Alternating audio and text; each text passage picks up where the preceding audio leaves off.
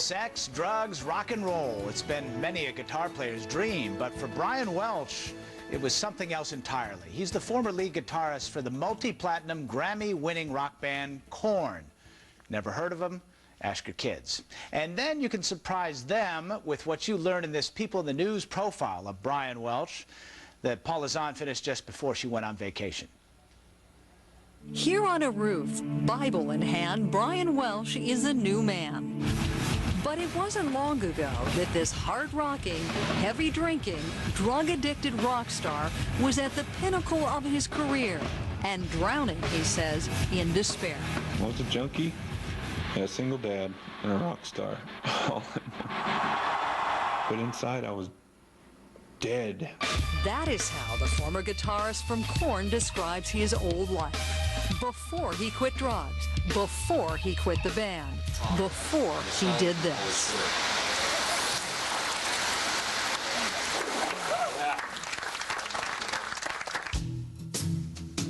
Brian Welch was raised in a Christian home in the industrial farm town of Bakersfield, California.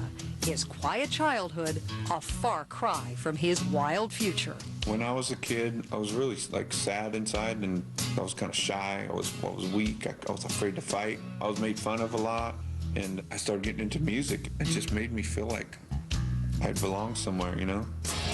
Brian found his calling on the strings of a guitar and discovered a kinship with 4 other teens from Bakersfield, who together formed Korn in 1993. When all the guys in Korn hooked up back when we were kids, it was like we were a part of something that was going to be our own, you know? And not a, you know, it wasn't about the school, wasn't about a church, it was about something that we're going to create and do something that we feel that we're gifted to do. It was just fun for us. Korn's first record earned accolades from fans and critics alike, with a unique fusion of heavy metal and alternative rock that some called nu metal.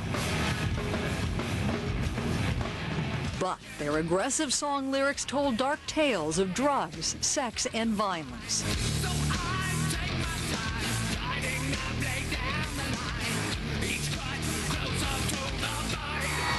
They struck a chord with teenage fans. Awards soon followed. Korn, freak on a lean! Korn songs topped music charts. Their albums went multi-platinum, and they struck Grammy Gold not once, but twice. We played in front of like 200,000 people, and they were all going nuts, and we were like, wow. I dreamt about this when I was a kid, and 100% of it came true. All the fame and money and touring is crazy. But Brian wasn't happy. To the outside world, I had it all. I had money, Grammys, I had the house, cars, anything I wanted. But the whole time I was with Korn, when we had success, something at home was failing.